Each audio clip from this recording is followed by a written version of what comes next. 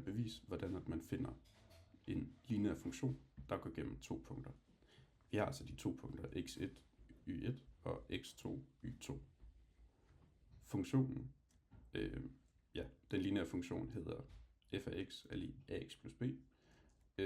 Men vi kan også skrive, at y er lig ax plus b. Det smarte ved at skrive y, det er, at vi ser, at de 2 punkter her også har hver deres y. Så det vil sige, at y1 er lig ax1 plus b, og y2 er lig ax2 plus b. Så for at isolere a, så kan vi altså lige starte med at skrive, gør vi herovre, at y2 minus y1 altså er det samme som ax2 plus b minus, skal lige huske at sætte parentes for lige at gøre det tydeligt, hvorhen minus ax1 plus b. Her ser vi, at b minus b, det går ud med hinanden. Så det, der står tilbage, er y2 minus y1. Skal vi lige en gang til. y2 minus y1 er lig ax2 minus ax1.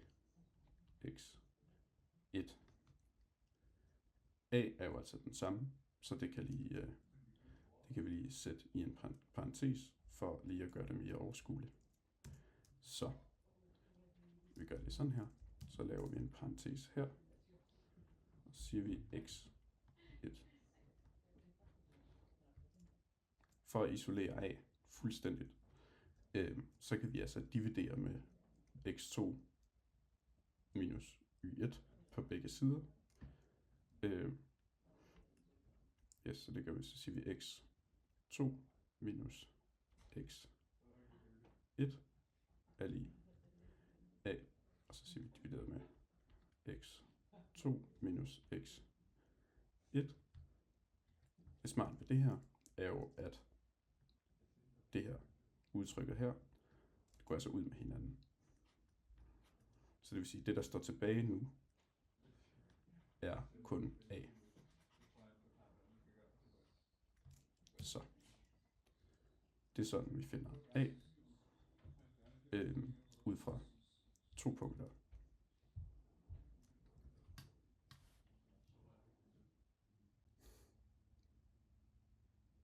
Jeg vil gerne bevise sinusrelationen i en vilkårlig trekant. Sinusrelationerne hedder altså, at sinus til vinkel A divideret med sidelængden A er lig sinus til vinkel B divideret med sidelængden B, som også er lig med sinus til vinkel C divideret med sidelængden C. Så, hvordan kommer vi frem til det? Jamen, det gør vi simpelthen ved, at hvis vi lige starter med at skrive sinus til A. Jamen, sinus til A, altså vinkel A, det er den her vinkel, jamen, den er jo,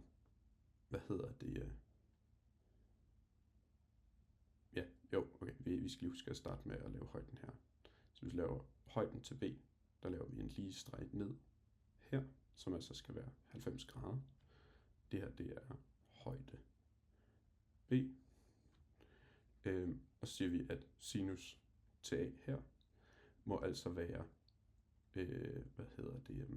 modstående katete divideret med hypotenusen, som er C.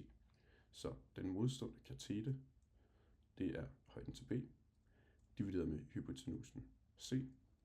Så skriver vi op her, at sinus til A er lig med højden til B, divideret med C.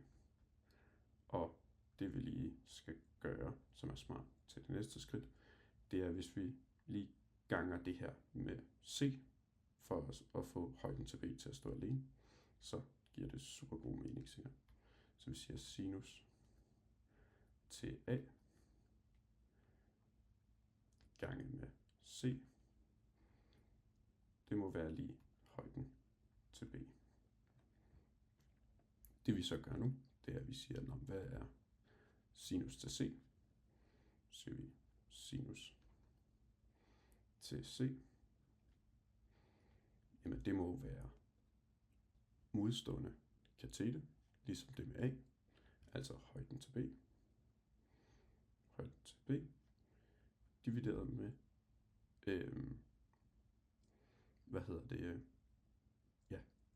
divideret med hypotenusen, som så er A her. Divideret med A. Nu laver vi samme træk, og det er simpelthen, at vi skal få højden til B til at stå alene, og det gør vi ved at gange med A. Så vi siger altså, at sinus til C gange med A, der er det jo gået med hinanden. Det er også højden til B. Så det smarte ved det her er jo, at vi har højden til B de her 2 gange, som er lige det samme, ikke? Så det betyder altså, at sinus til A gange C må være det samme som sinus til C gange A. Det vi så lige gør nu, det er, nu skriver vi lige op, at højden til B er lige sinus til A gange C, som også er det samme som sinus til C gange A. Hvis vi dividerer med C gange A på begge sider, så kan vi ligesom få det til at ligne lidt med det her.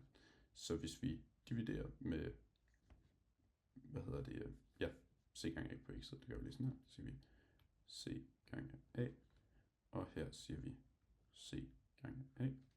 Så kan vi se her, der går A ud med hinanden, og her, der går C ud med hinanden. Det vil altså sige, at nu står der simpelthen, at sinus til A divideret med A er lige med sinus til C divideret med C. Så nu har vi ligesom 2 af de her ting i sinusrelationen. Det næste vi skal gøre, det er stort set det samme som før, men denne gang tager vi simpelthen A's højde i stedet for. Så hvis vi simpelthen lige laver en linje her, nu er det ikke en super flot linje, men vi lader os ligesom om, at den er 90 grader, så har vi igen inddelt den vilkårlige trekant i 2 retvinklede trekanter. Lige for at gøre det lidt pænere, så sletter vi lige det gamle, så det er lidt nemmere at se på. Men ja, sådan der. Så det vil altså sige, at nu har vi den her vinkel, og vi har også den her vinkel. Det vil altså sige, at nu er, og vi skal lige huske at sige, at det her, det er så højden til A. Laver lige lidt pænere A, højden til A. Så hvis vi lige gør det igen, så siger vi altså, at sinus til C, den er så, modstående katete divideret med hypotenusen. Den modstående katete er højden til A, divideret med hypotenusen, som nu er B.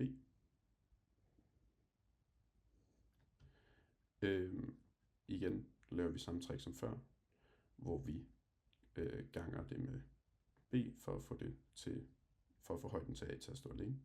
Så vi sinus til C gange B er lige højden til A.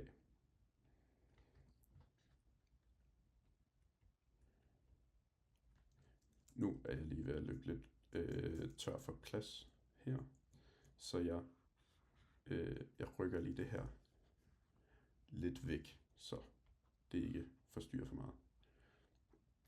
Så. Så. Nu skal jeg lige finde det tilbage der. Yes, super. Så nu skal vi lige deselect, sådan der. Ja, så nu har vi sinus til C, som er det samme som højden til A divideret med B. Så samme træk som før, at der siger vi, nu siger vi sinus til vinkel B. Det må så være, vi skal også lige gøre den samme her. Det må så være,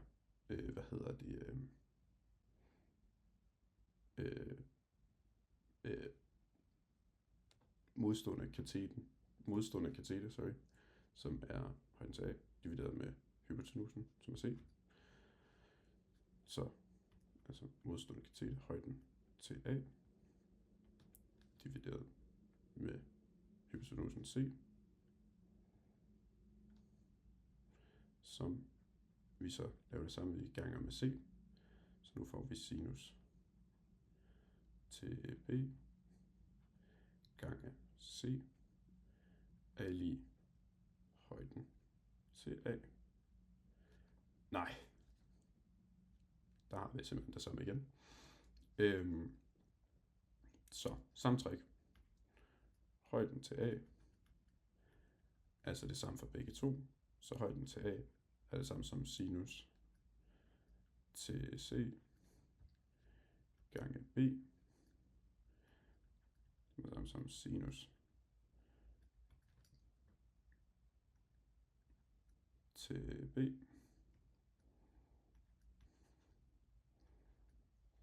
gange C.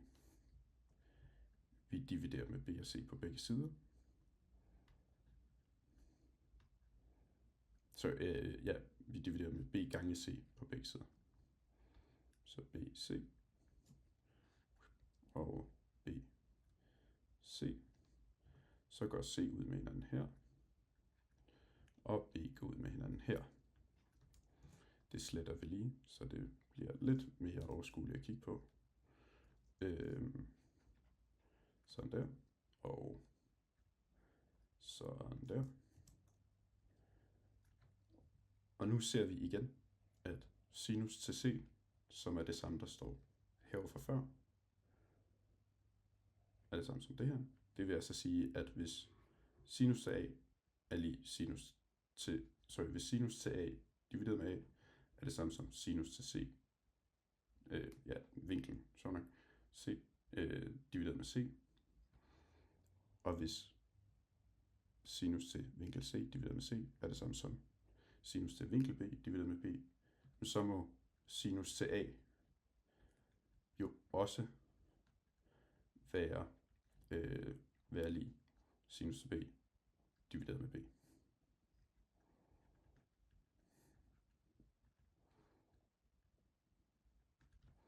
Så nu vil jeg fjerne højden til A.